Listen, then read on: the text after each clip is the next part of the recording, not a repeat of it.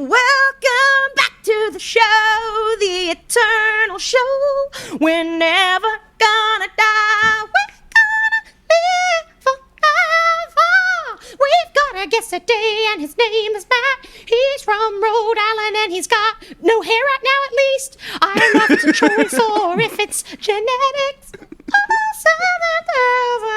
7,000. It's a genetic choice. Nice, a genetic choice. We can do that. like If it. you're in China, you can genetically choose your DNA for your babies. Oh, while I was in the womb, I was like, all right, listen, 22 years old, it's going to start falling out. This is what Really? we're doing, team. Yeah, it was bad. It was a scene. I've got real thinning hair myself up here. Classic female pattern. Sucks. I've got Sucks. lots Look of at Yeah, that and then there's hair. Mike Look over at here that being an hair. asshole. Being Okay, an but I asshole with do have his a hair. high hairline. I've got a forehead for days. Is it receding? I Or think do you it's just have a receding. 5 head? I just have a 5 heads. Yeah. Welcome everyone to AAWY, and also with you podcast from Affable Idiots every week. Join us and all your other lifelong friends as we laugh together. We share secrets. We've got a lot today we're going to share. And strengthen our friendships on this off-color Mr. Rogers-esque show. I'm one of your hosts, Chad Michael Innes. We have our usual Jesse Neal. Hello. And as Jesse already sang in the beginning, we've got Matt from Rhode Island. Say hello, Matt.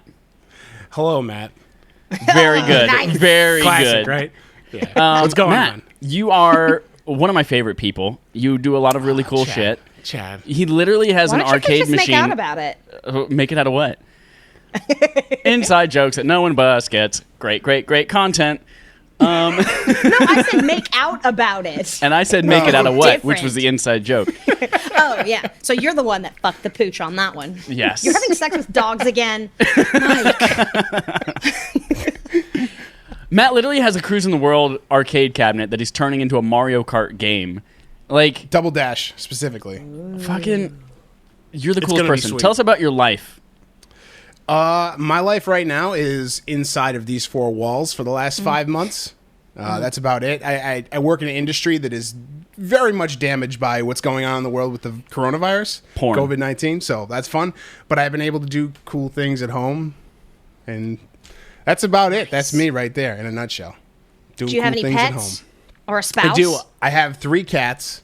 I have a fiance. Let me tell you about the cats first. Three cats.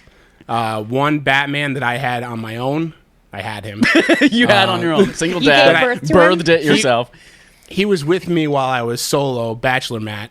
And then he was folded in almost like Brady Bunch-esque with Lindy, my fiance, her cats. She has Nice. 2 Persians, Finn and Louie.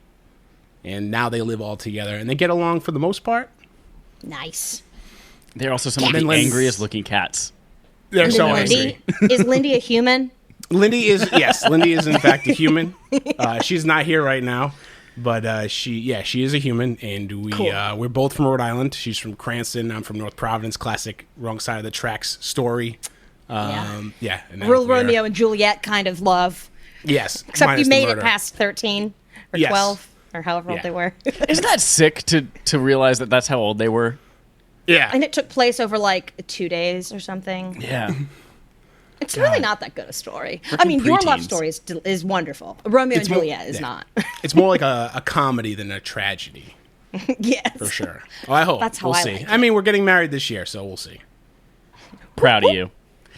We are going to start by, I'm going to ask both of you a question, and I want you to answer honestly. Okay? Cool. Okay? Got it. Okay. So that was me stalling because I hadn't prepared a question ahead of time. But Yeah, you got to improv it. Yeah, you got to improv the question. The question is, what's your favorite thing that you have in eyesight right now? In eyesight? Yes. What Oh. can you look around you and see, and what's your favorite thing that you have in your room in eyesight? Do you want me to get it? Can I reach for it? Sure. If it's removable and obtainable. I don't know if the camera can see Please tell me all about this man on the toilet that you have. that. So, I've been running. I beautiful. am the commissioner of a fantasy football league, and it's kind of a secret. I don't know if any of my league members are watching, but this is kind of a secret, but I'm exposing it now.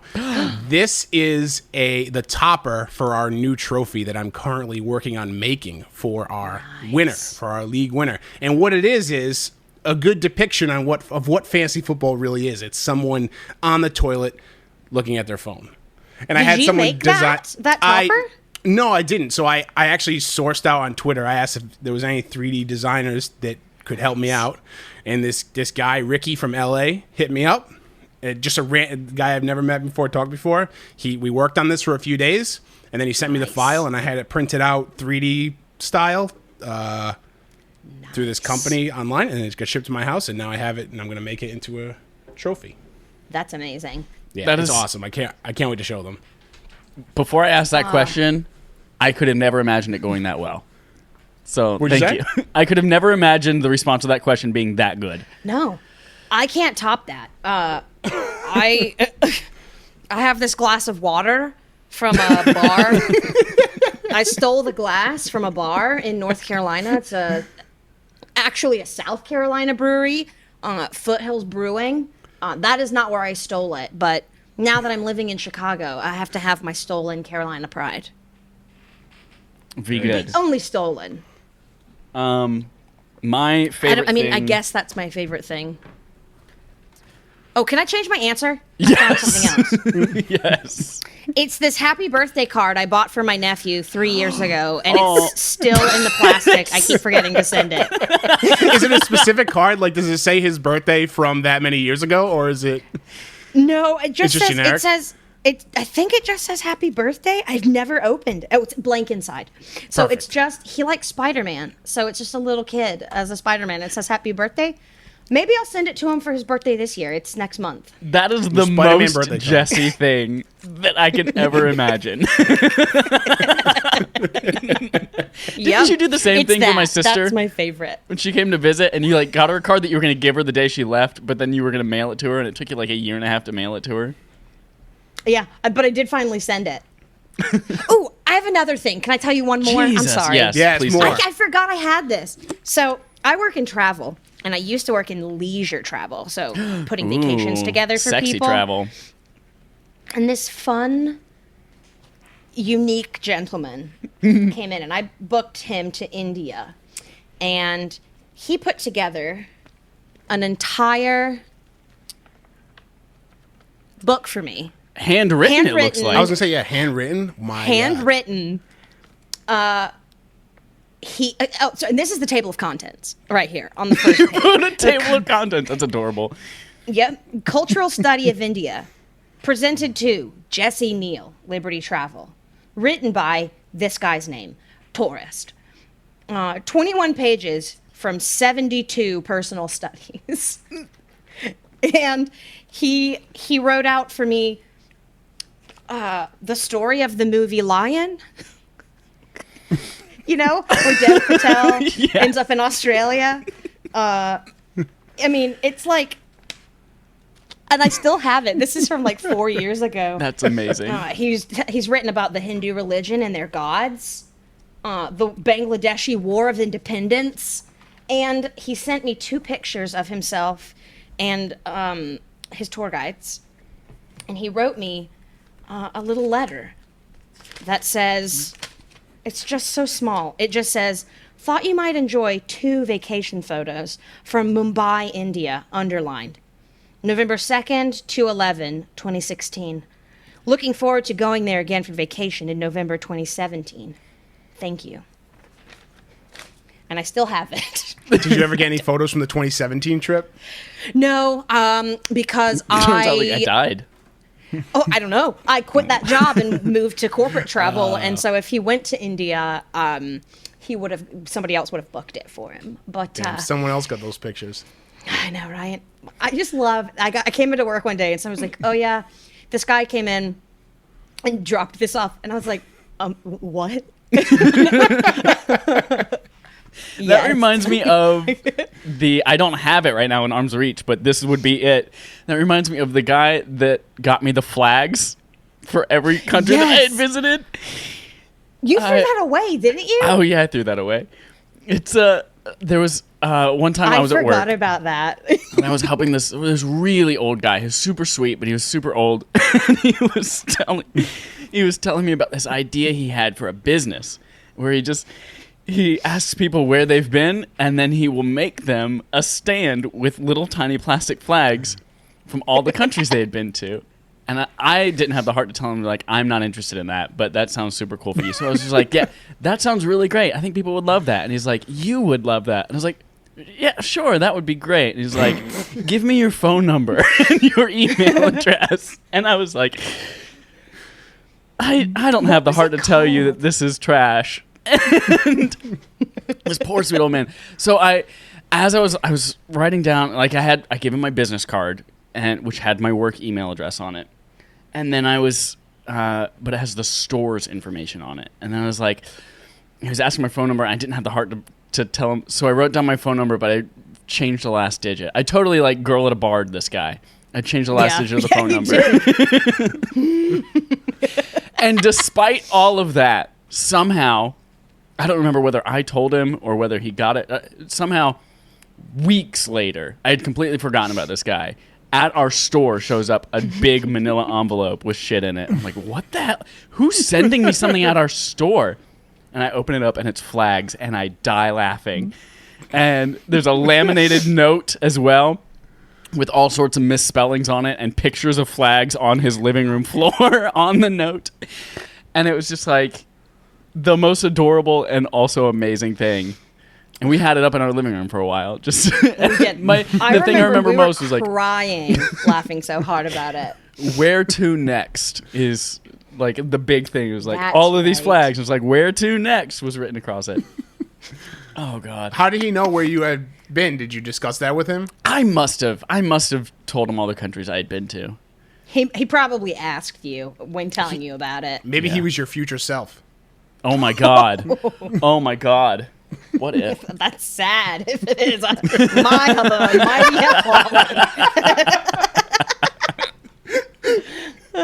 that was mean. Let's move on. Let's start our episode. Get into our healthy competition. 2 weeks ago, because last week Jesse was throwing up. We played a game called a game called Signer, Soap Actor, or Medical Board Members, where we had to figure out if someone was a signer of the Declaration of Independence, someone who appeared on a soap opera, or someone who was on a medical board. I don't know the relationship between those three things, but it was a fun and tough game nonetheless. There's none. It looks like we did not put up a poll for that, but you all did really great, I'm sure. You wrote no poll in the thing. Oh, I forgot to change that one. 2 people took it. All right. Did they do better or worse than me? That's what's see. most important. I think they both. Let me take a just a peeky boo. As you were saying it, I was like, oh no, I forgot. One person got 1 through 8. What was so the emoji? that is as bad as you. Well, I didn't use emojis. I did the in parentheses, the thing you and Kanan do, the in parentheses. Oh, yeah. And I wrote out pizza emoji. Okay, perfect. So that's what you would have been. And they could either have been worse or just slightly better than you. That was 1 through 8. And then the other person who took it got 25 through 30, which is the maximum. Damn. And that was bionic arm emoji. Bionic arm. Damn. You could have gotten an ambulance emoji or a Mrs. Claus emoji if you had been in the middle. Perfect. This week we've got another game from Jesse called Real or Real Phake Game. Fake with a PH. Sorry, game is important to the title of this. I totally just brush it off at the end there, but it's Real or Real Phake Game. That's what it is. It's not a game called Real or Real Phake. This is important. So, Jesse, I'm going to turn it over to you to host our game this week. All right, friends. So, I have before me, is it maybe 12? I don't know if these are numbered. 12, I think. Maybe 13. We'll find out together. Games that are either real or not real. And I've got the console that they are for in a brief description. So I will read out to you the name of the game. I will let you know the console. And I will read to you the description. And you both have to tell me. You don't have to come to a consensus. This is every person for themselves. If you think it's real or if you think it's fake. And then we'll find out who wins. And if you win, you don't get anything. And if you lose, you also don't get anything. I love it. Let's go. So, are you ready? Ready. Spaghetti. All right. Game number 1 is Playboy the Mansion. Created for PS2, Xbox, and PC. Playboy the Mansion puts players in the role of Hugh Hefner, the founder of Playboy magazine and Playboy Enterprises. The aim of the game is to build the famed Playboy empire from scratch, starting from a humble magazine to celebrity endorsements, to home entertainment, to internet websites, to merchandise. That was a lengthy description if you made that up. I'm proud of you. Casey made these up, so I didn't do Okay. any of it. I hope you're paying What do him you a fair think? wage. Oh, it's you know, not. It's love not it a like forever. It's not an either or. We pick whether it's real or fake. Oh, Okay. no. Gotcha. Yep. Um, So what do you think? Matt, as you're the guest, I'm going to let you guess first. I'm gonna say it's a real game. That sounds like an Xbox PS2 era ass game to me. I know that this is a real game because I remember Really? it coming out and I was like, oh shit, I can't believe this is. This was around the same time as like Hot Coffee in San Andreas, and it Okay. was just like this game was. It was one of those that was almost going to be rated adult only. Well, I mean, this one is M for mature. That's right. For You mature. would know about that game. All right. Are you Round keeping 2. score? Yeah, I've got it right here. Hot. So y'all don't have to worry about it. Okay. All right.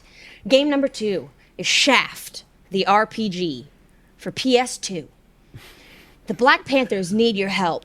You take on the role of America's greatest blaxploitation artist through this mind-boggling RPG. Meet many new friends, including the KKK and Extra Starch. Fight your way through Friends like 60 the plus KKK. hours of ebony justice. Justice. Oh my god. I hope to God this is a real game because if it is, we're going to play it for Respawn Empire next month. Oh. And what, I'm gonna what go generation of I'm- consoles? PS2. Okay. Can't rule anything out with that.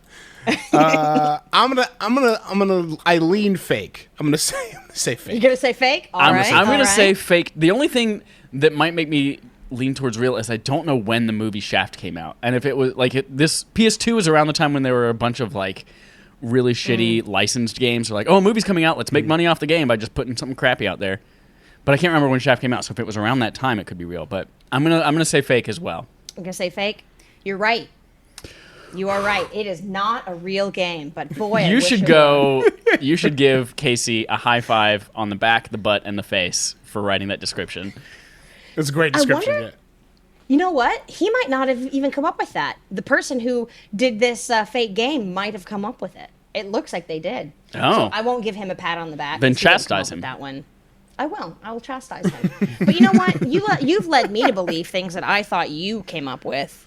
I have only by omission lied to you. Lie by omission. All right, round 3. Ready. Fruit Bat 2K4. Seize the fruit for Xbox. Apples, grapes, kiwis, strawberries. They are all yours as you navigate a fruit bat from town to town in a custom sedan. This Xbox exclusive M for Mature game takes you with scenario after scenario to feed and power up a fruit bat. I want to say real.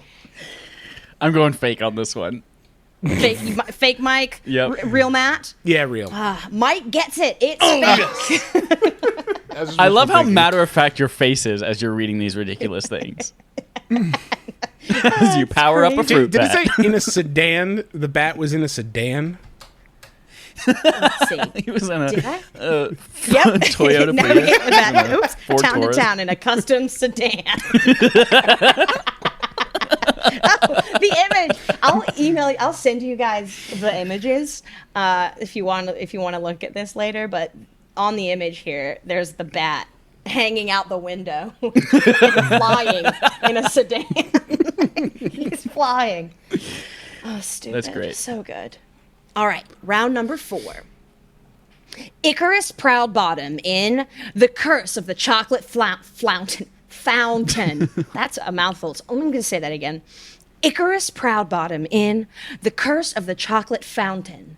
This was a game created for it's flash animation for your web browser. Oh, okay. Yeah, so This could be anything. Yeah, it could be. Let's see. The story of Icarus Proudbottom follows a young man who was cursed into constantly defecating, and at such a fast rate that it sends him flying around the world and even into space. Along the way, he meets an owl that becomes a spirit animal and fights countless enemies, including President Barack Obama.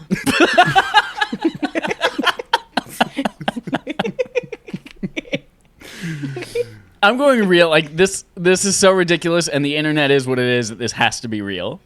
Yeah, I'm gonna say real too. If it wasn't a web-based Flash game, then I probably would have said fake. But being that it's on the internet, I'm gonna say it's It could real. be anything. You guys are right. It is indeed real. I'm writing down the name of this so I can look it up. Yeah, later. I would say that's a Icarus responding fire Proudbottom? game. Yep, Icarus Proudbottom in The Curse of the Chocolate Fountain. Is his butt the chocolate fountain? It is. Oh god. I think so, yeah, because Oh, God. he's constantly defecating. I wish I didn't ask. Proudbottom. What stupid. That reminds me of Oh, the gosh. sugar-free Haribo gummy bears. All the reviews on Amazon, and they're like, Yeah, butt volcano. "My butt is an that's good. upside-down volcano." That's so good. Ugh. All right, are you ready? Spaghetti. Okay, the next game is Hard Lads, created for Windows, Mac, and Linux. Linux? Yeah, Linux. that's a Hard porn Lads. experience. Hard Lads is a short game about shirtless hunks who smoke, drink, kiss, and hurt each other. In 2015, the video and hurt each other. In 2015, the video "British Lads Hit Each Other with a Chair" went viral across the internet. Hard Lads casts the player as the cameraman and director. Be a proper hard lad or a surreal soft lad. The choice is yours. This is like when you're on Pornhub and you see advertisements for porn video games. This is 100% one of those. Yes. So you think it's real? And it's real. I'm gonna say fake.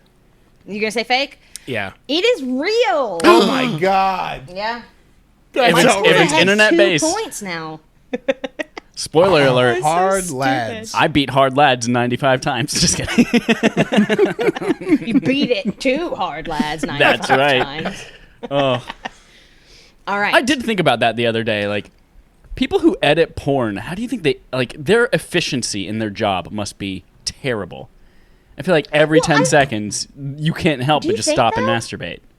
I don't know that that's the case, though. They're probably numb to it, right? And like, this is work. Like, yeah, they're having sex, but I know nothing. I know. I was there. I know. These two people hate each other. This is sexy. What do they watch when they get home and they're bored, though? Cartoons. You're right. Cartoon. They masturbate to cartoons. Hard lads sounds like a knockoff of Bod men's body spray. Bod man. I want your bod. So stupid. All right, next game.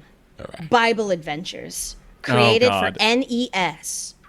The Bible comes alive I'm as already you play gonna as say real. David. As you play as David, Noah, and Miriam in this religious adventure.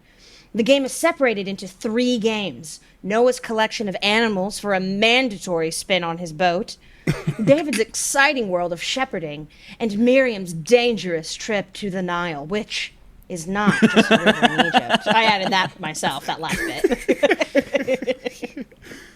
I'm gonna say real too, and also I think it's one of the harder to find NES games. I think it's like very sought after. I'll have to do the research on that, but Yeah, do it. So you both think it's real. I think Have it's you real. heard of this game? It is real.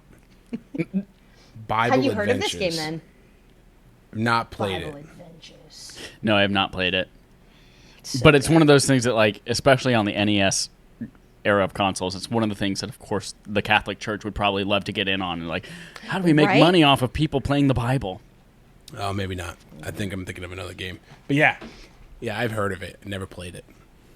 Oh, speaking of Catholics wanting to get in on video games, there's a game that Casey plays. I forget what it's called, but when you go around as one of the like in the Catholic garb with the big hats, you know, and you're fighting dead monsters and whatever, and when you die, you get excommunicated. I have no idea what you're talking about. Hold on, let me. I assume it's from a Nintendo Switch, right? Because that's what he has. I think that's what it's for. Yeah. What's that Catholic game you have called? There we go. We'll see if he gets back to us. VeggieTales. VeggieTales. Oh, he's getting back to me already. I can see the dots. Oh, it's called Blasphemous. You should check it out. Blasphemous. I've never even heard of it. Me either. Blasphemous. Really I don't even stupid. know her. I would have said that's a fake game. If you. Yep. I would have said that that is It's a a fake real game. game. It's a real game. All right, so that was round 6. Are you ready for round 7? Spaghetti. Battlefield 1812 for PC. EA Games surprises us with the war that accomplished nothing. PC gamers at this. Build battalions, fend off naval attacks, and retake the White House in this turn-based strategy game. I'm going to say fake. I'm going to say fake just because I know the Battlefield franchise, and I don't think they would ever make a turn-based strategy game. You got it. It's fake. Woo! Beep, beep. You know the Battlefield franchise personally? I know. I held their debit card, so You held their debit card? I did. Wow, you're famous. You're famous. All right, round number 8. Mr. Mosquito for PS2. In this game, you terrorize a Japanese household, waiting for the right moment to strike and steal their blood. If the right moment doesn't present itself, sometimes you have to create distractions, like flying into a light switch to turn the lights off. The game also forces you to enter combat where the household tries to smash you. I'm going to say real. I also am saying real just in hopes that we can play this as well. It is real. Oh, yes. Yes. Absolutely. Adding that to the Guys list got it. along with Icarus Poop Bottom. Proud bottom. Proud Bottom, right. Mr. Mosquito Mr. Mosquito. on PS2. Mr. Mosquito. All right, that was round number 8. Now we're going on to 9. Nueve. In Sync, Get to the Show for Game Boy Color. You're on the road with the #1 band in America, and there's a lot to do before a show. It's your job to keep the band happy by helping them get ready for the big night. Grab the keys to the limo and run errands. Keep hotel guests quiet so the guys can get a good night's sleep. Make their favorite burgers and even play a quick game of hacky sack to warm up before the show. I'm conflicted. I 100% believe that an NSYNC licensed Game Boy Color game exists because I played a lot of this side-scrolling platformer Barbie game that my sister had on car Yeah, trips. Barbie. So, like, I know that there were just, like, Game Boy cash grabs out there. However, that sounds like a really complex game with a lot of systems to exist on a Game Boy Color cartridge. So I'm going to say fake. As someone who's been sprayed in the face with a super soaker by Joey Fatone, I'm going to say yes. I was You're at saying an it's real? NSYNC concert. Yeah, I'm going to say it's real. Yeah. Oh my gosh, I can't believe Joey Fatone looked at you. Well, he looked right at me and he was like, I'm going to squirt you right in the face. No, they were like suspended above and they like flew over my head and squirted NSYNC, me. baby. It was weird. A weird visual, definitely. Matt is correct. Let's It go. is Son a of a real bitch. game. Boop, boop. NSYNC. What's the subtitle on it? In Sync, Get to the Show. Get to the show on GBC. So Matt is currently at 7 points. Mike, you are currently at 8 points. Okay. Crawling It back. could go either way at this point. Let's see. So that was round 9. This is going to be round 10. Battlefield 410 AD expansion pack, The Road to Rome for PC. EA Games unleashes the expansion to the real-time strategy game that lets their player control the Gallic hordes, I think I'm saying that right, or the Roman Guard. Fight to the death to for control of the Roman Empire and secure your fate on the world stage. What's the name of the game again? Battlefield 410 AD Expansion Pack, The Road to Rome. I'm going to say fake. I'm also going to say fake. And I also just sent you a screenshot from the NSYNC game, which is amazing. I'm showing the camera for everyone. It's terrible. That's exactly how I pictured it. Oh, yeah, and you guys are both right. This is a fake game. It is not a real game. So next time I want to do this, I won't do Battlefield because Mike knows it personally. All right. So round number 11. Ooh. Are you ready? Let's see. That was 10. This is 11. Okay. Iron Chef, the official game for PS1. Select your contest and battle against the Iron Chef of your choice. Japan, Italy, China, France. Featuring real dialogue from Shigekatsu Katsuta, the host of Iron Chef Japan. So proud of you for making it through that. I did it. I got it. I'm going to say real. Because I think that description with them promoting that it's like real dialogue, that seems like a PS1 era thing. That's you know the what thing I mean? that's, Like, pushing me towards real as well. yeah, but that would be a very well written description and tricky. So, but I'm gonna say it's real. I'm also saying real. You guys are incorrect. Son of a bitch. It's Wow. fake. And the Photoshop is of the host doing a sexy, like he's taking a bite out of an apple, except it's a yellow bell pepper. It's great.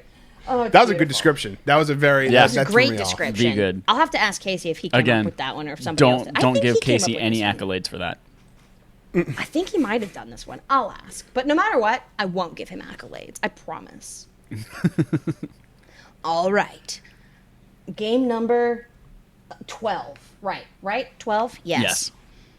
Carly Fiorina's Outsource. Exodus to Bangalore for Xbox.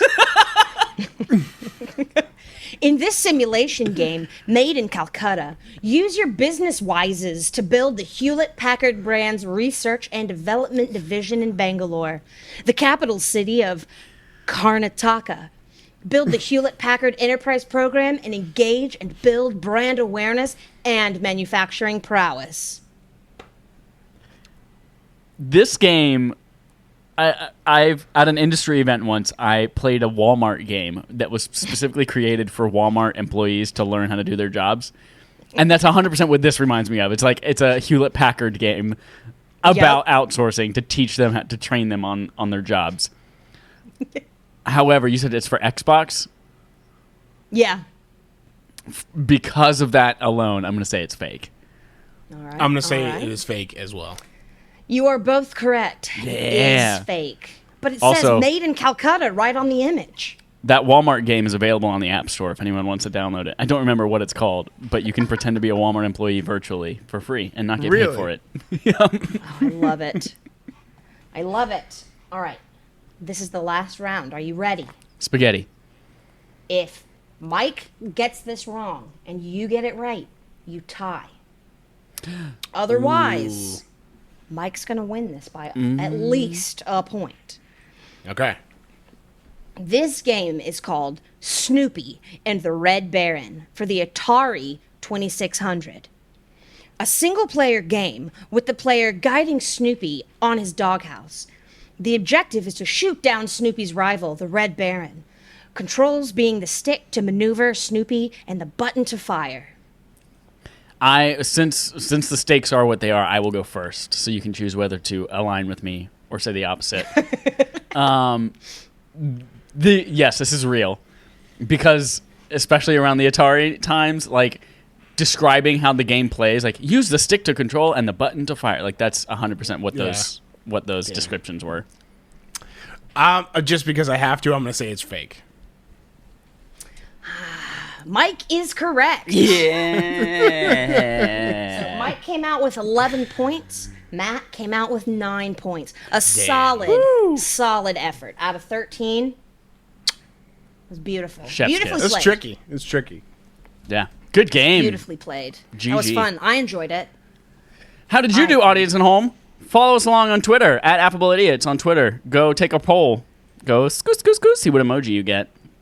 Go slide on our poll. Go slide in on our poll. Oh, that I didn't sounds so like much how more that gross sounded. than I wanted it to. I said it, and then I was like, I wish I hadn't said I wish I had listened to you say it first, then I wouldn't have also repeated it. Yeah, but, monkey see, monkey do. Monkey throw poop at you. Great. We're gonna move on to our honest discussion, where we just have a little chat. Before we move on to this week's, which is all about what Daniel Day-Lewis would need to know about us in order to portray us in a movie, we're gonna recap last time and show you the pictures we drew of our houses. Yes. So last time we talked about our dream home. We built our dream home, talked about all the rooms we wanted in it.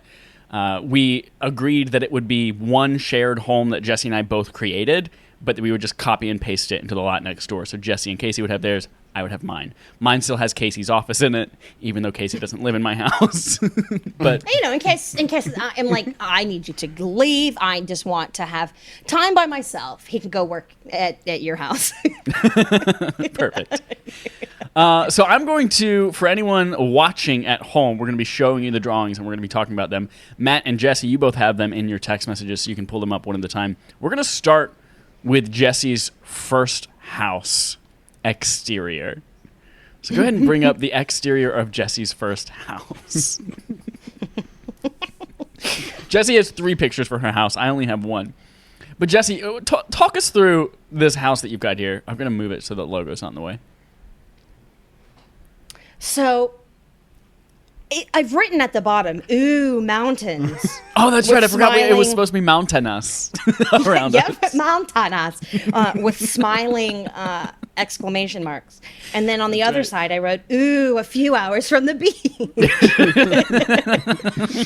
So I have here, it's a classic square home, 3 stories, as is evidenced from on the far left, 3 windows on top of each other.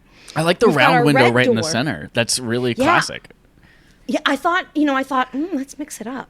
We're a little bit cuckoo for Cocoa Puffs. So maybe everything's square, but we've got a one round window.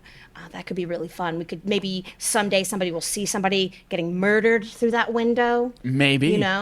It'll be Especially if it's the start rear of a window movie. of the house. Is this the back of the house or is this the front? No, this is the front. Okay, that's okay. As is evidenced from it saying exterior front. True beans. What's this what's this French up top? This French up here is our dear friend Treat Payne. And he is saying in French, help me, I am not French. With a heart. But he's saying it in French. Yep. Yes. Okay. Because I've decided that we make him speak French to us and pretend to be French. It's all part of our fantasy. Gotcha. So Can you remind the audience what is Treat Payne doing in our home? Oh, Treat Payne is our butler and our slidey pole waxer. Yep. And our what else does he do? He was not the pool he's boy. our pool boy. I thought someone else was the pool boy.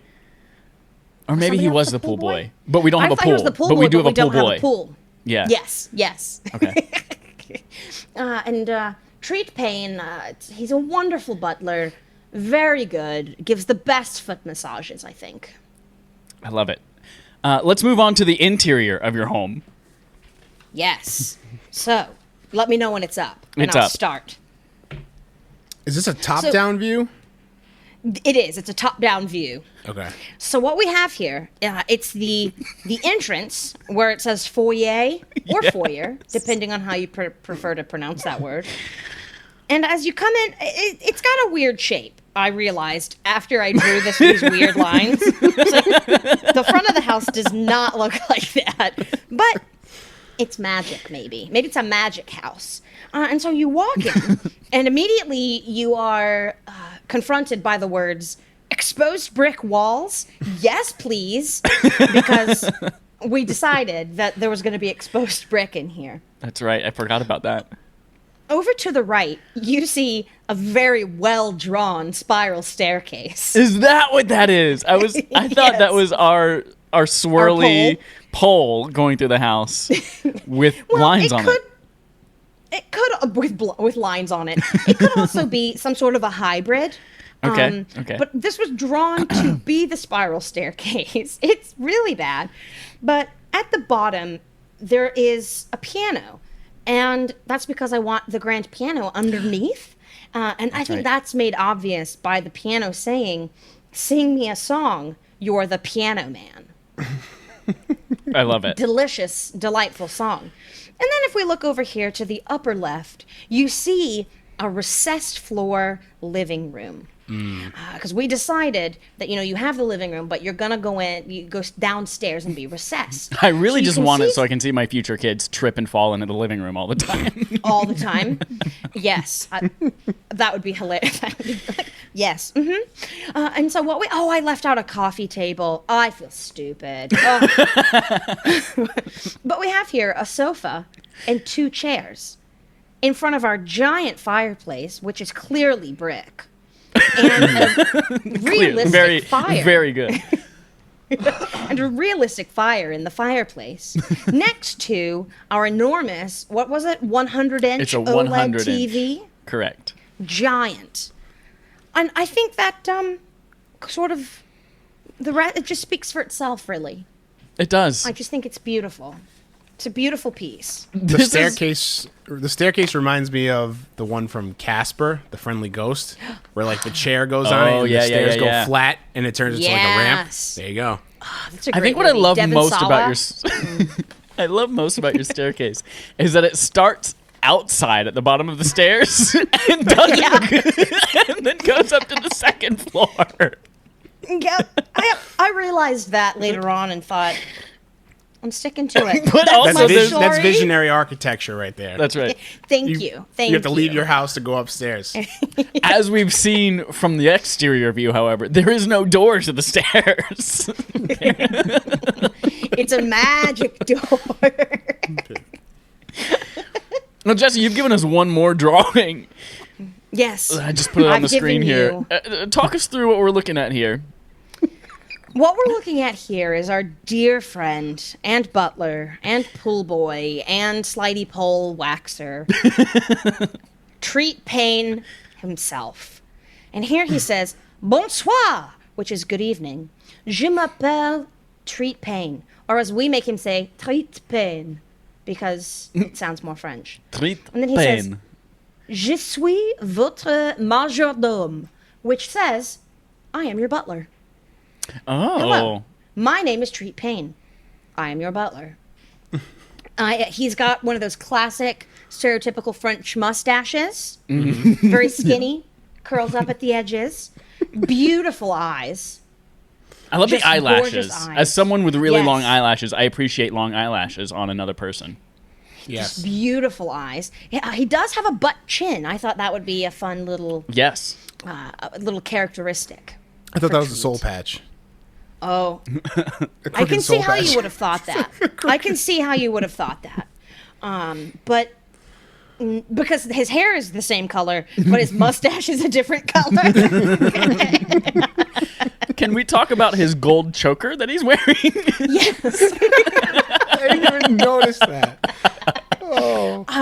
He likes the finer things in life, and we usually make him wear either the uniform you see him in here or his pool boy banana hammock. But when allowed, he really likes to wear some beautiful gold chain jewelry. And he really loves a good choker.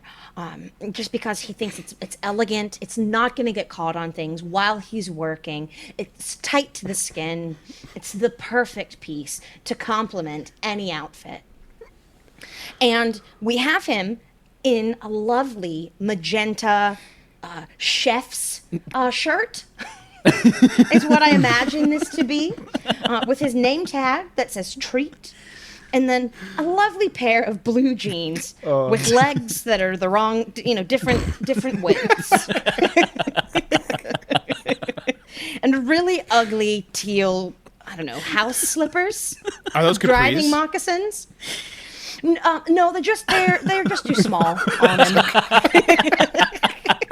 They're just a little too short.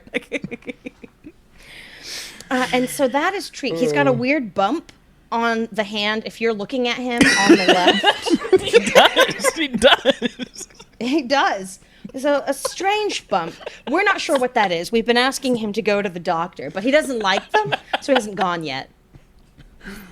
And that is our majordome treat pain. That's wonderful. That's wonderful. Thank you, Jesse. I will move on and show. Pleasure. I'll show mine. I only drew one, and treat pain is not a part of it, unfortunately. So I have. I'm showing on the screen. You guys can go ahead and open yours. I'm showing on the screen our home. One thing that I put in mine that I think you forgot from your exterior view, I'm sure it's in there somewhere, is that we agreed on 3 stories and an attic. And an attic. And Motherfucker. let's start there. Let's go top down from mine. So starting at the top, we have an attic, and this is where I put Casey's office. Because if you're sending him over to my house to work, he's in the doghouse. He's punished, so he's going to work in the attic. Is there a ghost up there? I also decided as I was making this that Mothman lives in our attic. So nice. I put him in the window upstairs for sure. Beautiful. It's beautiful. It's a really nice desk. It is. It's got a nice little table clamp light as well. Yeah, beautiful. Yep. Gorgeous. And then let's look at the 3rd story up here. We talked about having a master bedroom with a rain shower in it on the left. You can definitely see that rain shower. And it's in the bedroom. It is in the bedroom. That's right. It's a trend that you'll see with a lot of these bedrooms is that they have showers in them.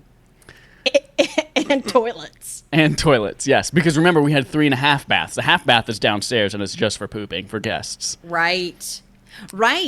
Yep. Yes. In the middle, up top, we have our theater. We had a home theater that we wanted, and we have a 200-inch OLED LG TV as our display there as well. And we're all watching In Bruges in it, which is my favorite movie of all time.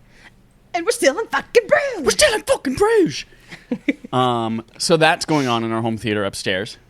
And then I love it. We have another room to the right where I had to squeeze in another bathroom because I forgot we had 3.5 baths. So we have a clawfoot tub without the claw feet and a shower and a toilet up there. It's gorgeous. Taking a look down onto our 2nd floor, the only way to get to the 2nd floor is our one-time use curly straw waxed pole. So make sure that you plan everything you want to do on that first trip because there's no getting back. Starting on the left, we have our creative space, which we talked about having all of the walls being painted green for green screen effect, and then we could have like the pull-down paper and things like that. Absolutely. This middle room here is actually just where the staircase comes up, and that's the little banister for the staircase. It's like a landing. And then on the right, there's another bedroom with a clawfoot tub and a toilet. Without the claws. Without the claws. But then we get downstairs into the little entranceway here. We have that spiral staircase that's kind of wrapping around with the grand piano under it that's constantly playing The Entertainer by itself. Yep. Nice. We do have the door to the 1 guest bathroom. It's a half bath only for pooping, and it says poop on the door. Which is a palindrome. It is a palindrome. Very good. Then on the right-hand side over here, we've got our kitchen. So I made sure to include our kitchen, which has the island in the middle. It has the window. There are paper towels on each door. There are paper towels on every side of it because that's important. There's the window so we can see the kids out in the backyard playing. And then on the left here, we've got our den/living room, and we see the 100-inch OLED TV. You can see the top half of the couch because it's recessed into the floor. Beautiful. I did forget to draw the exposed brick and the fireplace, however. So for that, I deeply apologize. It just might not be in this view. That's exactly right. And houses are not usually 1 room wide, so it has depth to it. We're just not seeing some stuff in the background. Exactly. And I mean, the other 2 bedrooms, we've only got 2 bedrooms here. It's probably because they're behind these. 100%. 100%. 100%. And then on the left here, we've got the garage, one of the two garages, because remember, we have one garage that's for parking and shit, and then one garage that's a workspace, like Matt has. And you can see my table saw in there. It's a big table saw. And Giant. I've decided that I didn't have anything to fill the 2 stories worth of space, so I put another enormous television in there to watch. Nice. Love it. Well, because what are you going to do while you're cutting wood? Pay attention to the saw or watch TV? Yep, Real Housewives. Where does the curly pole end in the garage? In the top where you store all of your Christmas stuff. Okay. Okay. Yeah. Beautiful. I did not draw the Christmas stuff, but you can imagine it under the roof. I really like that nice. the pole sort of, it ends on an up. So no doubt, if you're on it, you're going to go, whoo! That's the sound of you flying off. Yes. Because it's been perfectly waxed. It by has. Treat. See, I wanted that because I didn't want it to end on a downward note. Because then Yeah. immediately you're going so fast because of treat pain and him waxing this pole so well that you're going break your butt. you're going to smash right into the floor. And Yeah. it's going to be no good. I don't want to break That's my it. butt. Sorry, I yawned. Ugh. So Don't those are our break your butt. homes. Break the bank. For anyone else who drew your homes or drew our home, however, please share it with us on Twitter. For now, we're going to move back and talk about this week's discussion topic, which is, what would Daniel Day-Lewis need to know in order to method act you in a movie? We all know Daniel Day-Lewis is one of the greatest modern actors of all time. Modern and of all time. And we know that he becomes the character. And there's a lot more than just like knowing how you would speak or knowing how you would walk. There is a lot of little mannerisms that someone would have to know about you in order to accurately portray you in a movie. So I've asked you all to brainstorm some things that was inspired by a Facebook or an Instagram story that I put online where I showed that anytime that I grabbed 2 paper plates from the kitchen, I almost always hit them on my nipples. Yeah. So if Daniel Day-Lewis were playing a movie where he was me and he was grabbing paper plates from the kitchen, he would need to know that about me. I want to see Daniel Day-Lewis slap himself on the nipples with paper plates. Wait till the movie of my That life would be comes just out. such a look. So that's the setup for this. But I wanted to kind of just go around. Maybe we'll start with Matt since he's the guest. And just throw out a couple of things. And we'll go around and talk about the small things we do that someone would need to know. Do you want me to throw out a few things and then we'll go around and do more as we... Yeah. Okay, so I'm going to start... So when you posed this to me, the first thing I thought of was the episode of Curb where John Hamm is following around Larry David. Yes. To play Such him. a good episode. So I was like, my mannerisms are subtle and also not subtle, and I think that there's some things that Dan Day-Lewis is just going to have to shadow me. So we wake up in bed on a nice Sunday together, and he's just going to have to follow me along from there. First thing we're doing, we're taking a shower. From one of your episodes where you guys talked about your shower routine, I feel like that's very important to get to know somebody in like their movements in the shower, Of course. get right into character. So we're starting with that. And I won't get into the details of that, but there are certain movements in the shower that he would have to know to become me. The first mannerism he has to know is when I put pants on, I wear boxers usually, like loose-fitting boxers, not the tight ones. That's important to know. But I can't put on the boxers and then put on my pants. I need to pull them up together as one so they're not getting bunched up. Right. So we'll start pants down, boxers down, and we will reach down and we will pull all the way up. Can I ask a question about the mechanics of this? Yes. Do you put your pants, you like make holes in the legs for your pants, put them on the ground, and then take the boxers, fill them out, and put them in the pants, and then step into it?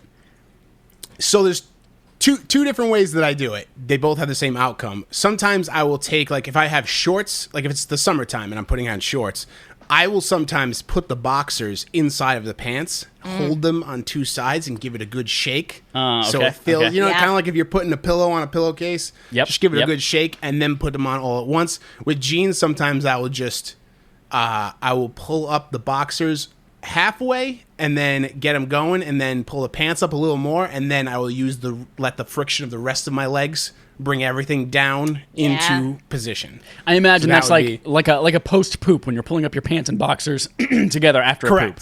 Okay. Yes, it's nice. It gets everything aligned and together, and it's good. And then we're heading downstairs, and we're going to do the first thing. I love cereal, but every time I open up a cereal box, I reach in and I grab a handful of dry cereal and I eat it, even though I'm going to have it with milk every time. I'm the same way with cheese. Even if, there you go, right, a slice of cheese, have to do it. Even if there's a tiny little bit of cereal and I know that my bowl is not going to be a full bowl of milk and cereal, I'm going to take a little bit and I'm going to sprinkle it in my mouth. And there's nothing better than that first bite of cereal where you open up a fresh bag and you pull it out and it's like super fresh. It's never that fresh ever again. But yeah, so that's how we start. That's how we start our day right there. That's wonderful. I love that you've tied yours into like a narrative throughout your Sunday. Yes, this. It continues. It does continue. I like to imagine you wake up in bed spooning each other. Yeah, we have to be close. He has to know. But I feel like he has to be the little spoon to know how you would be the big spoon. True, very true. And then that way I could like whisper things in his ear. Like as I think of them at night, I'm like, Daniel Day-Lewis, I like mustard and onions on my hot dog. And then like just through the night I can just like infuse him. It's like when you listen to like tapes in different languages while you sleep and it's supposed to help you, learn that language or learn something. It's like that. I just all night I whisper in his ear, but it's not headphones. It's just me whispering into Daniel Day-Lewis's ear. I prefer Coke to Pepsi. There you go, right there. Yeah. What were you thinking doing Phantom Thread? I like the idea that anytime you start a sentence to him, it always starts with his full name. Hey, Daniel Day-Lewis. Yeah, of course. Or then maybe by lunch I can call him DDL. Yeah. Dance, Daniel Levolution. Day-Lewis, would you like a milkshake? Dance, Levolution. That took me a second. Stupid. Oh, so dumb. So I think that's how I'll start it. Do you guys want me to give a few more? Jesse, why don't you throw out a couple and we'll come back to afternoon Matt. Yeah, let's do it. As you've been discussing some of your things, it's been making me remember things about myself as well. So I've been adding to my list. But I think one of the most important things that Daniel Day-Lewis needs to know about me to play me is that when I sneeze, I don't sneeze into my hand. I don't sneeze into my elbow. I pull my shirt from my chest and I go into my boobs. And I sneeze into my boobs. Yes. That's how I know it's going down. It's not going out. So even if it can get through the fabric, it's going down. So it's going to make it even harder. And it's fully covered because the hands, you don't want to sneeze into your hands. I personally don't think sneezing into the elbow is that good. It's really hard to get, in there properly. And sometimes you don't lock it in that well. And then that could be a disaster because when you're actually trying to mitigate the sneeze, you just sneeze all over everybody. Yeah, exactly. I'm more of a mouth sneezer than a nose sneezer. I still choose the elbow route, but more often than not, my mouth just all completely under the elbow, just completely just coats everything around me. See, you're still sneezing. Oh, I want to. Your snot and when you sneezed in my face. Still one of the best days of my life. Awful. I sneezed directly, just turned my head to you and sneezed right in your face. God, it was awful. It's disgusting. So that's one of the most important ones, I think, for Daniel to know about me. Another important thing that he would need to know is that I have something called trypophobia, where it's a fear of holes and clusters. Mm-hmm. And when I'm out doing anything, walking the dog, going grocery shopping, which usually I don't do, my partner does, but going to CVS, anytime I'm out, I will pretty much always see something that looks just the teeniest bit clustery, and I will be completely repulsed by it. I mean, it could be something that is entirely innocuous. Like my Apple Watch band. I hate the Nike Apple Watch band. Apple Watch. So it's important to know. Like, I feel like if somebody's going to be playing me in a movie and they're outside or they're on a walk or they're doing anything, I feel like it would be important that they see something that is even remotely clustery and they get repulsed. So I think Daniel Day-Lewis needs to know that about me. It's incredibly important. And then maybe I'll do one more and then we'll move on. Does 3 sound good? Yeah. Let's see. I love this one. I didn't realize I did this, and Casey told me I did this. Every time I drop something, or I stub my toe, or jam my finger, like a minor thing like that, I yell, "Fucking dicks!" So I feel like that would happen, in a regular, in a biopic. So Daniel's There's a lot of stubbed stubbed toes in movies nowadays, for sure. A lot of, or you're walking and you're trying to carry your glass of water, your can of seltzer, your cell phone, and the snacks for the dog, maybe her muzzle too, just in case, and you drop something. Yep. Fucking dicks. I'm gonna jump Really off of important that information. and say that I have anytime that I have to exclaim like a large number, it more often than not nowadays has 30 in it. And so a lot of times, something I've been saying for a few years, I don't know why, because it doesn't make any kind of grammatical sense, is "fuck me 30." Like I'll drop my phone on the floor, or I'll stub my toe and I'll just like, "Oh, fuck me 30." And I don't know what it means, but I say it. You're 30? Or you're about to be 30? I am You're 30 now, yes. Yeah, you turned 30. Yeah. Yeah. That's what it is. Not 31 and old as dirt like both of you. Gross. I'm nearly 32, thank you. You're right. You hit this youthful streak when you turn 32. Yeah, right. I've also noticed that while playing Warzone with the boys, I will say, "fuck my 30,000-pound ass" sometimes. Yes, you do. Interesting. If I get shot or I die. And the number 30 just shows up a lot.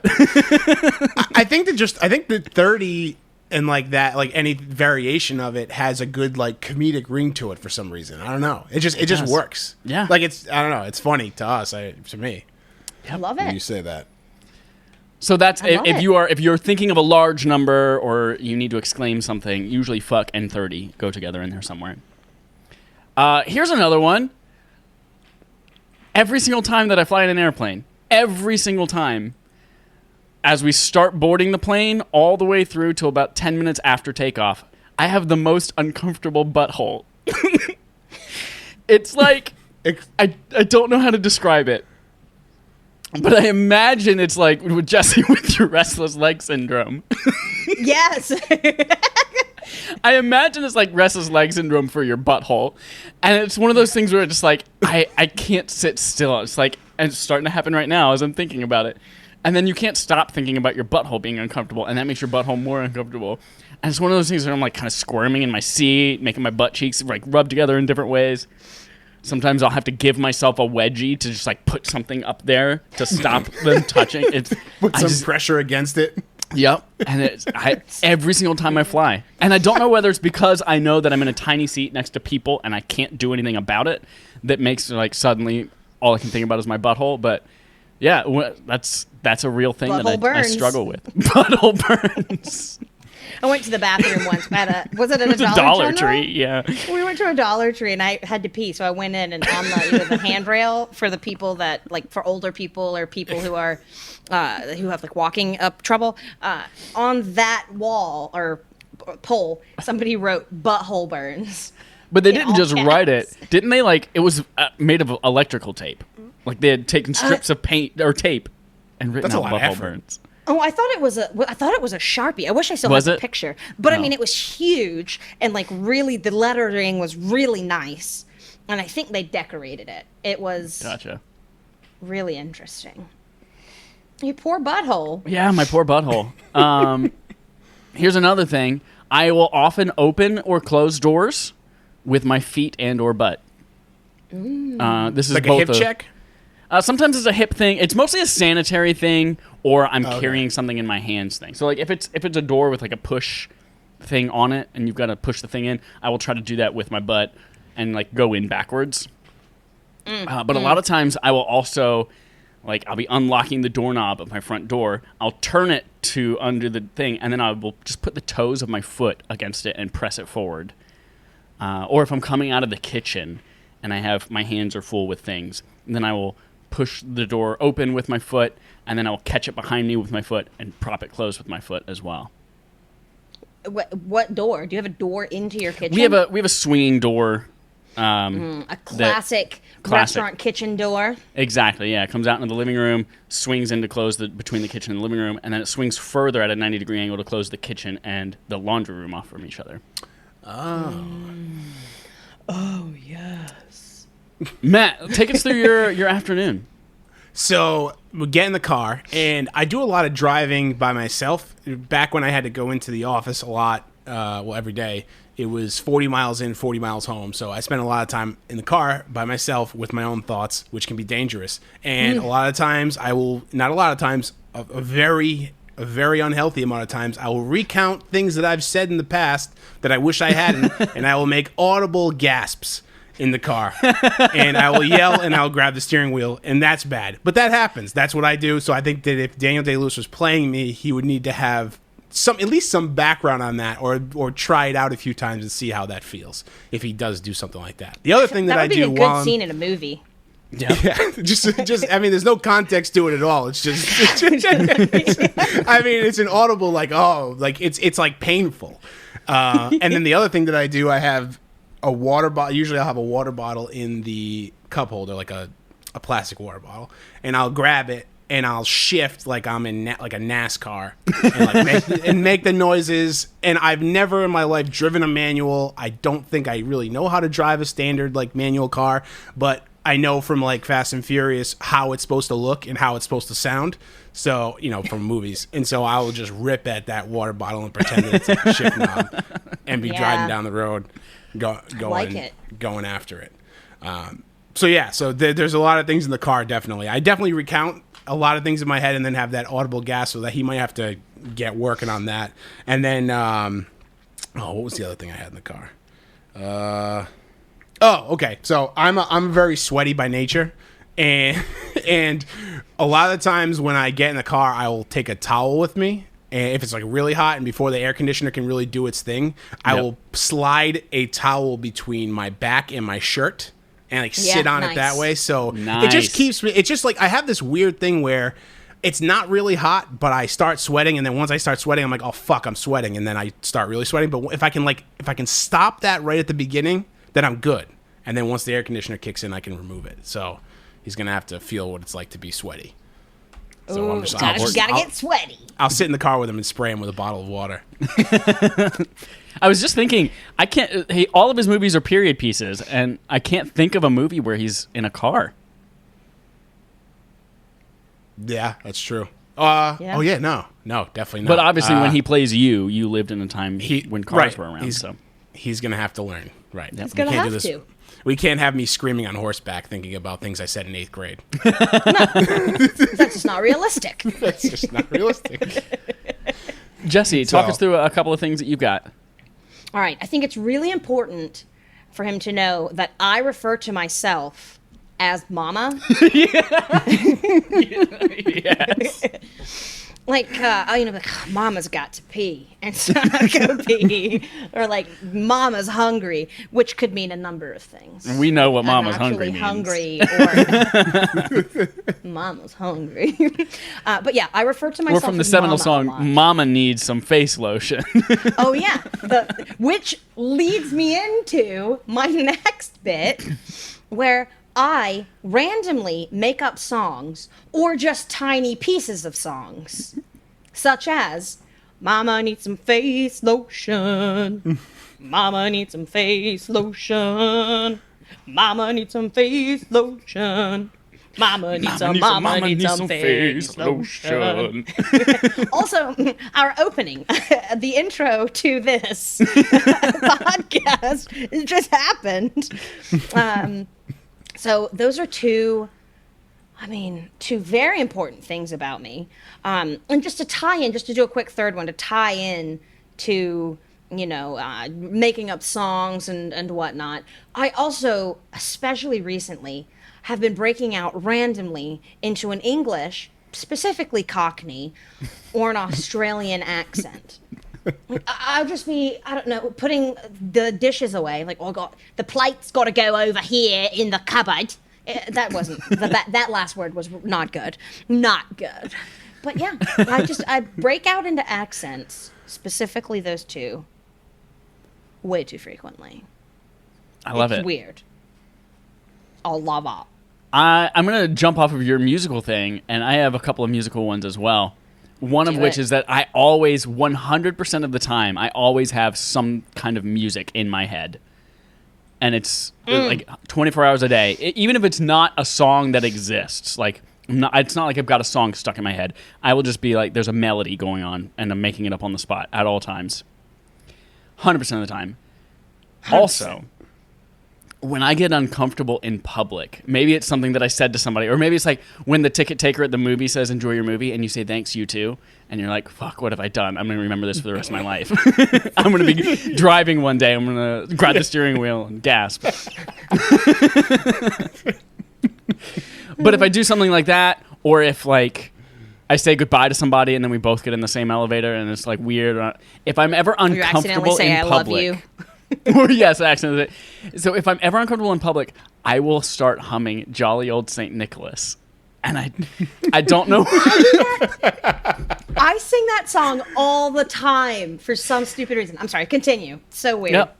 It's always that kind of thing. So it's if you ever are around me and I start singing Jolly Old St. Nicholas, maybe we're both in the elevator together and it's silent and it's awkward and I don't know what else to do, so I start humming. But it's always that song.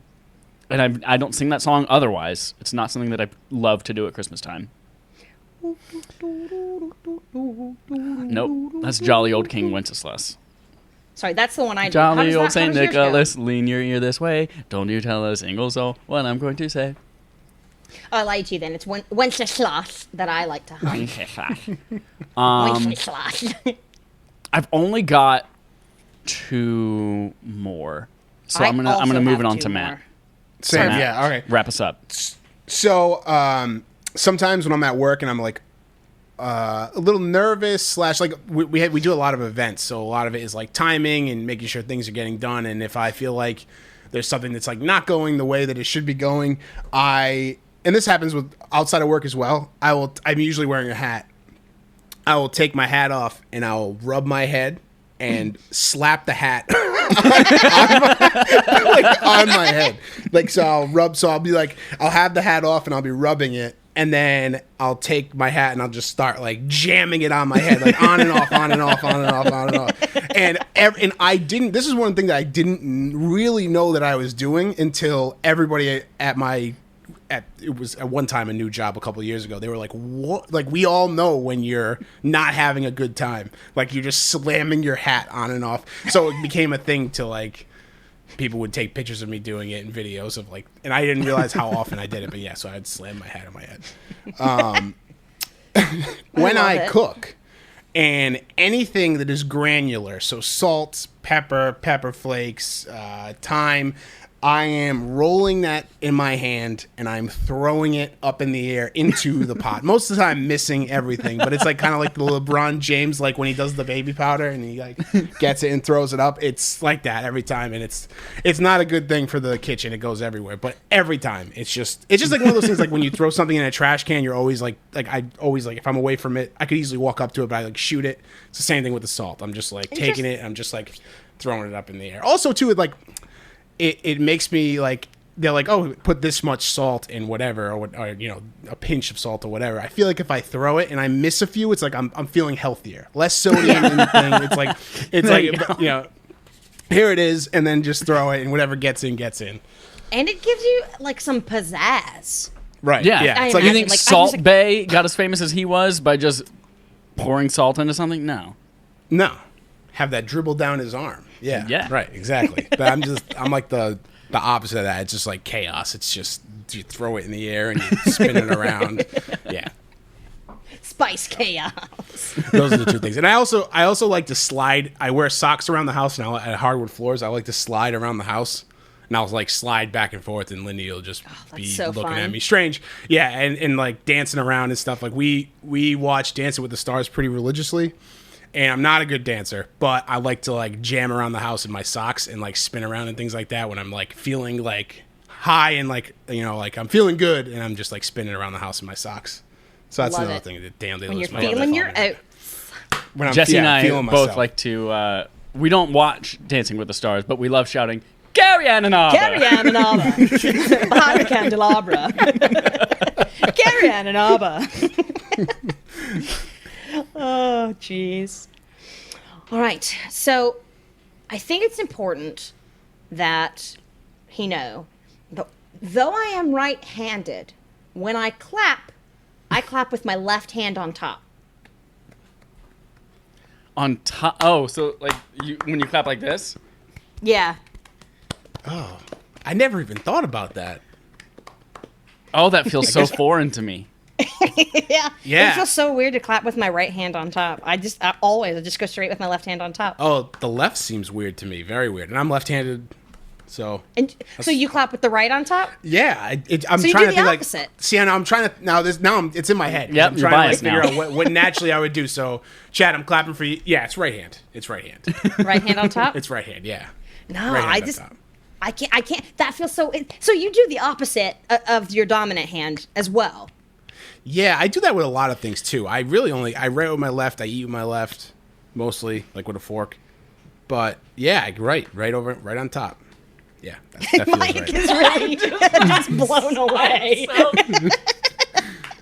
The left feels so weird. I think that if it's at chest level or below, I'm right over left. But if it's above the chest, I'm kind of What do like you do that for a salsa round thing. of applause when you're going like this? Do you switch it? Weirdly enough, I switch it. No way. I do. So whenever it's going around to my left, my right hand is hitting the palm of my left, and then as Yep. I get to the other side, it's the opposite. Oh, that's weird. That's weird.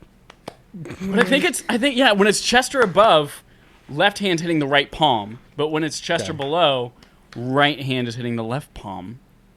I think you just said right hand is hitting the left palm twice. Did I? Yeah. I don't know. They could all be wrong and they could all be right. I hit my microphone. I have two more that are basically in the same vein of things. When I put on a bra, Me I too. adjust my left boob first. Because I know you probably aren't bra wearers, but you put them on, and then you gotta kind of get the girls settled and situated in there properly. So I always adjust the left and then the right, and then whenever putting on my pants or my underwear, also left first. Every time. Okay. Left. I think I'm right on the pants. Yeah. Yeah, I I think wonder it's if that has right. anything to do with our hand dominance, because it's Maybe. the opposite for both of us. Yeah, that's strange. But yeah, I think it is. I think it would. Yeah, I think it's right. Definitely. Mike has to figure it out. I'm a right foot first person. Yeah, definitely. Right that foot looks. first. Yeah. Oh, I'm a left Right foot first. Yeah. Left foot first, baby. Have you ever put on a sock and then a shoe and then another sock and then another shoe before? Never. Never in my I've life. done it like 3 times and the whole day is ruined afterwards. That is It's weird. insane, nutty. How do you put your socks on? Like, do you reach down and like just like lift the foot up a little bit? Because I put the foot. I don't know if you guys can see this, but I like put my foot across my lap on the opposite thigh. And put it Then on I that put way. the sock on. Then I put it down, and I pull the other one. And I pull the left leg, the left foot on the right thigh. I think that's how I do it. Okay. Yep. All right. This is actually Except a great I do my left transition. foot first. This is a great transition into my last two because one of them is I always wear socks at home. Always. This wasn't a thing I did in Chicago, but it's something that I do here in San Francisco because our floors in San Francisco, the weather's always 66 and sunny, and it's like so stupid how beautiful it is here. So we always have the windows Why open. don't you just marry it? Maybe I will. We always have the windows open, and then we also have a dog. So our things get really dusty and really hairy really quickly here. So I always wear socks because then you just track dust and shit, and your feet get gross, and you put it in your shoes. So, the only time I'm not wearing socks is on my walk back from the shower to my room, and then I put my socks on like this. I put underwear on first, and then I put socks on. And the socks always go. You take your right foot first. Yeah. With an exception. I'll get to the exception in a second. Take your right foot first, put it across your lap, just like you said, and then you take your left hand and you rub all the dust and the hair off of it onto the floor. Yes. And then you put your sock on. Drop it, go to the other foot, rub all the hair off of it, put your sock on. Right. That's because that can also be a day ruiner, is having something like in your sock, like between your foot and your sock, like a speck of dust or like something, you know what I mean? Something that you can feel through the sock. I just feel more clean when I rub it down. I hate that, get yeah. it all off. Yep. Occasionally, maybe like 2 or 3 times a week, I took a lot of tap dance in college, and so I have these big calluses that have kind of built up on my feet. And so after making fun of Jesse for having one, I got a pet egg. And I will put in this, I do 2 things. I will put the foot across the lap. I will pet egg my calluses on my feet, and then I'll like wipe off all the dead skin. And then before I put the sock on, I put the foot back down, pet egg the other foot, and then I get lotion. Yeah. You gotta lotion up your feet. Lotion up your feet, man. Make After those you calluses do a little that. bit softer. And it also somehow has like improved the circulation in my feet. Like I don't always have like these weird cold feelings in my feet anymore when I put lotion on them. So I lotion up that's my good. feet, then I put the socks on one at a time. My feet are so calloused because I hate wearing socks. I'm wearing them right now because they were cold, but I prefer being barefoot. And growing up in North Carolina, I never had socks or shoes on, and I would be running around outside on the concrete, the hot pavement, barefoot. And so my feet were like, I can't deal with this. Let's get hard. Hard lads. Hard lads. So that's what I'm dealing with.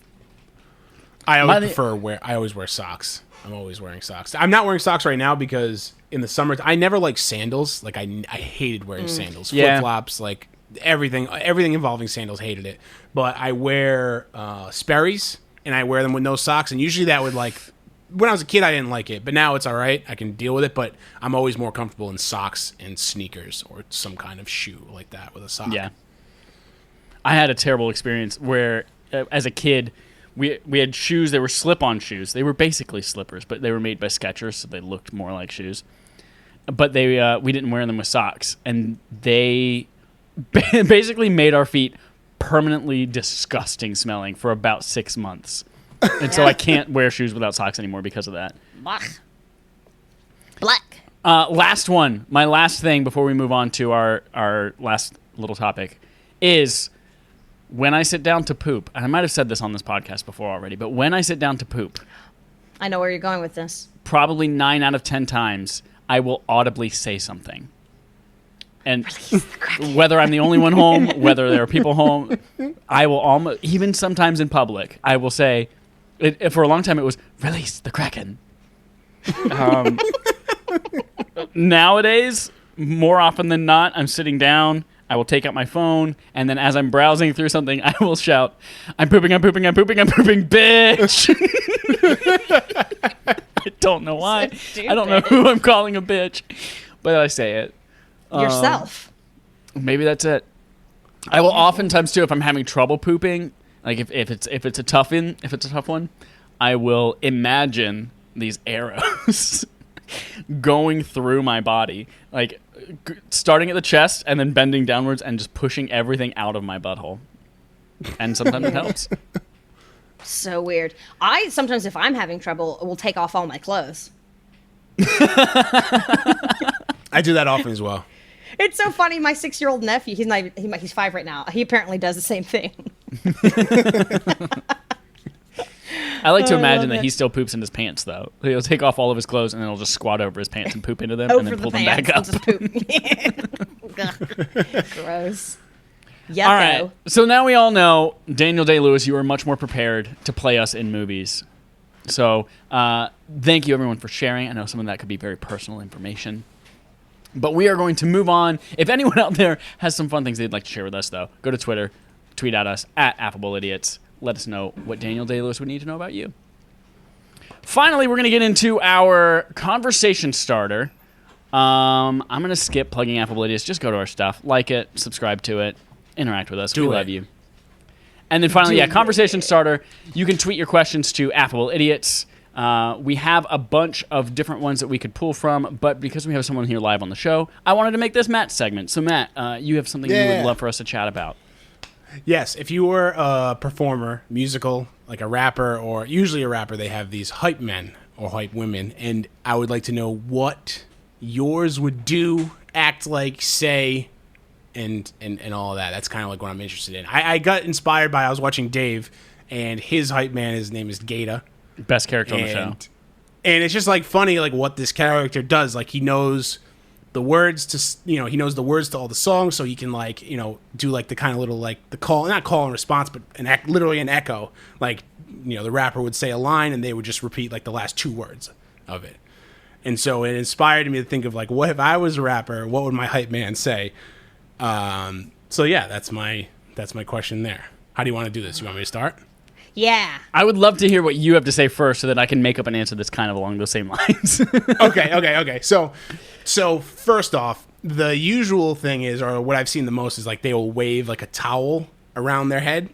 I'm going to stick with that. It's definitely going to be a towel, and it's going to be constantly in helicopter mode going around and around and around.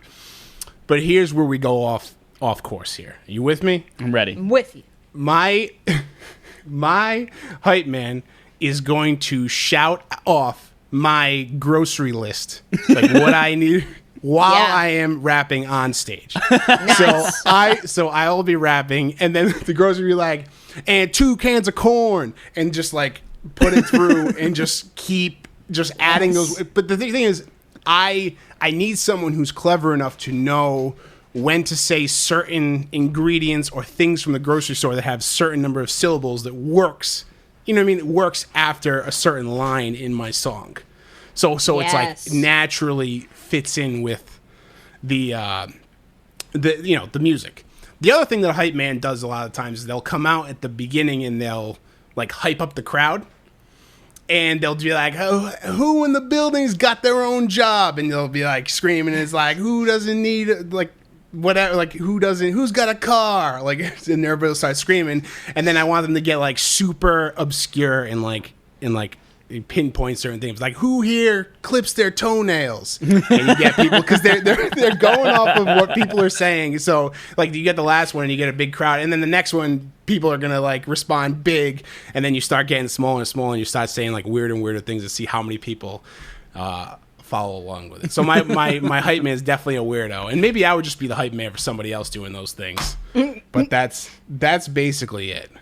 What I love about that idea, especially about the groceries thing, is that like there are 2 ways that I could see this working. One is that like he's on the phone with your wife and or with your fiance, just saying like listing off all the things that she needs to get while she's at the store, or that you guys are just like shouting this out into the world and hoping that by the time you're done and you get home, all of these things are waiting for you on your front door. Like, guys, this is what I really need from today. Don't worry about buying merch. Just get my groceries. Here's what we need. Love it. So it's that kind of thing. And then like the like also I don't want it to be like when I first do it, I don't want to like bring attention to it. I want to see who understands what's happening. You know what I mean? Like he's just reading off a grocery list. This isn't part of his song at all. Like what is he? Is that person even with rapper Matt Vieira? Is he even with him? She doesn't even go here. I think that the most important thing is though the towel. I think is key. I think that's such that's so ridiculous. Like I don't know how it started. It must. I mean, but I get it. Like I carry a towel around to mitigate my sweating. You can use the same towel. I can use the same towel, but also it's just like maybe like instead of like a little hand towel, like maybe like one of those huge beach towels with the weights in the corners, so they stay on the sand. Like Spider-Man so on it. Then you can whip people with it. Yeah. Or do the thing like get the tip wet and do the thing like where you pop. Snap people with it in the audience, right in the eye. Or you could be like Joey Fatone. You could be up in the air, and instead of squirting them, you can just snap them in the face with a towel. That would be perfect. Pop what magnitude? Pop what magnitude? I feel like my hype man would be a problem. He would be in my head, he's saying all the things that I know that I can say among friends that I don't say in public. Like Jesse, when you do something and you're like, oh, God, I forgot to switch my microphone. I'm like, oh, you stupid bitch. Yeah. Like, we have a rapport, and it's funny between us because it's like an inside thing. But then my hype man would be, are y'all ready to hear Chad Michael and his, yeah, oh, you stupid sons of bitches. And they're like, what did we do? Yo, dumb as hell. That, and then I feel like anytime, like, he would be making fart noises into the mic. And I'd be like, dude, you're not Your me, hype so man you would don't know where totally I be want doing them. that. Yeah, that's 100%. He's just making fart noises and it's like dookie jokes into the microphone while I'm right. So it would be a problem both for the audience and for me, I think. I like it. I love that. I think, okay, my hype person, let's see. If they're going to be swinging something, what are they going to be? I think instead of swinging something over their head, it's going to be more literal, and there will be a literal swing that they're on, like a long like a porch swing across the stage. But like every time as the swing comes by, she'll say like my anxieties, like swing across, and it's like. Yeah, you were late 3 times to work. You're gonna get fired. Like, So, I don't think you locked the door. Does the swing start out of like view, and then the pendulum swing ends out of view, and it's just like this like section of the stage in the middle where the person swings by, says it, and then it disappears. Yeah. Yep. Remember 2 nights ago when you saw the spider? You still don't know where it went? That's good. No one's ever gonna love you. And then, yeah, if they were gonna do a thing like with the, did anybody clip their toenails? That sort of a thing.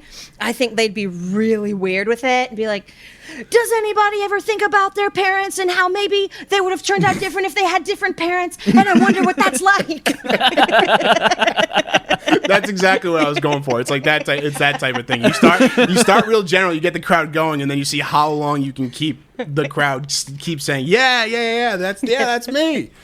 Do you ever feel like you're not going to be able to live up to the image that you've set for yourself in your mind, but maybe you will, but you don't really know until you get there, and how will you know when you're there? Did y'all shut the stove off before you came here?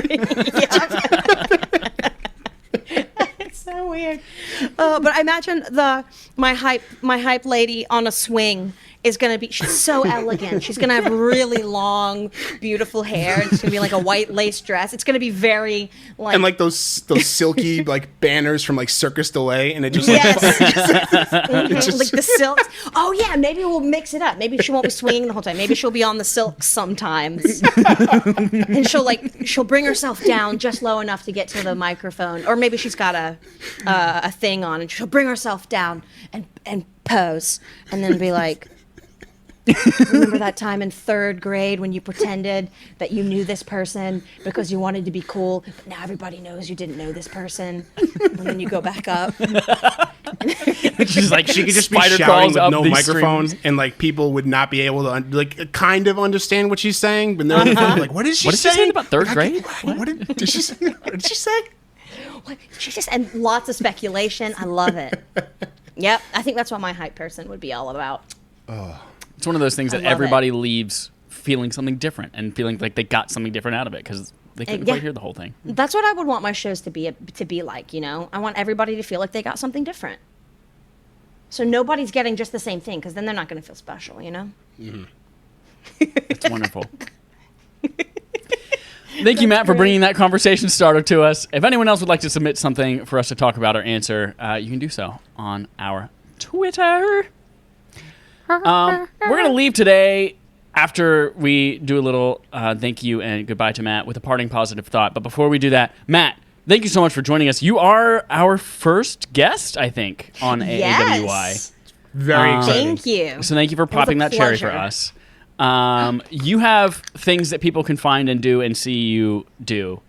Please take a moment to pimp yourself. Yeah, if you, on any podcast services, I do a podcast with a couple friends of mine, and we talk about TVs and movies and really just kind of anything. It's really just I always tell people, it's really just an opportunity for the three of us to kind of like be in touch and like talk about things. We used to do it in person when we had more free time, and as life goes on, and also this year just being the way it is, we kind of just do it virtually. So it's the Average Nobodies. It's Average Nobodies podcast. We just talk about, we shoot the shit with anything, and we love interaction. So if anybody wanted to hit us up on Twitter, we're at Average Nobodies. And again, the podcast is wherever you can find podcasts. Nice. Dope.